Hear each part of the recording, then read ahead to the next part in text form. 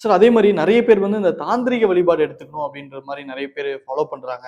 அதுல பயமும் இருக்கு. இல்ல அது எந்த அளவுக்கு பாசிட்டிவ் இருக்குன்றது ஒரு தெரியல. அத பத்தி நம்ம சொல்லலாமா? தாந்திரீக வழிபாடுன்றது எப்படி தாந்திரீக பண்ணணும்? வழிபாடுன்றது என்னன்னு கேட்டீங்கன்னாக்கா, அது உடனே நடக்கிறது ஒண்ணு. ம். 2வது சும்மா சின்னதா செஞ்சா நடக்கிறது. இப்ப மாந்திரீகம் அந்த மாரிலாம் போறாங்க அப்படின்னாக்கா, அதெல்லாம் பார்த்தீங்கன்னா, நெறைய மந்திரங்கள் சொல்லணும். 48 நாள் பூஜை வழிபாடு பண்ணணும். ஆன்மீகத்திலேயே கூட பார்த்தீங்கன்னாக்கா, 48 நாள் சுத்தமா இருந்து வழிபாடு பண்ணணும். அந்த மாரிலாம் இருக்குது. ஸோ தாந்திரீகன்றது ஒரு சின்ன விஷயத்த பண்ணா உடனே நடக்குது. இப்போ எக்ஸாம்பிளுக்கு என்னன்னு எடுத்தீங்கன்னா, இப்போ பணம் வரணும். பண கஷ்டமா இருக்குது எனக்கு. ப ப பணத்தினால ரொம்ப பிரச்சனை படுறேன். கடன் அடையணும்னு சொன்னாக்கா, ஒரு ரொம்ப சிம்பிள்.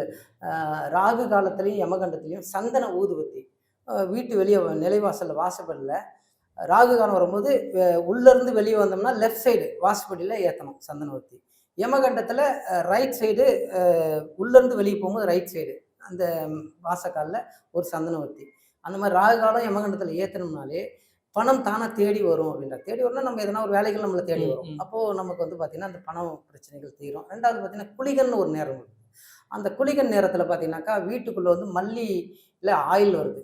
ம். தேங்காய் எண்ணெயில கலந்த மாதிரி நெறைய வருது. ஸ்டோர்ஸ்லலாம் விக்கிறாங்க. தேங்காய் எண்ணெய் ஜாஸ்மின் ஆயில் கேட்டா.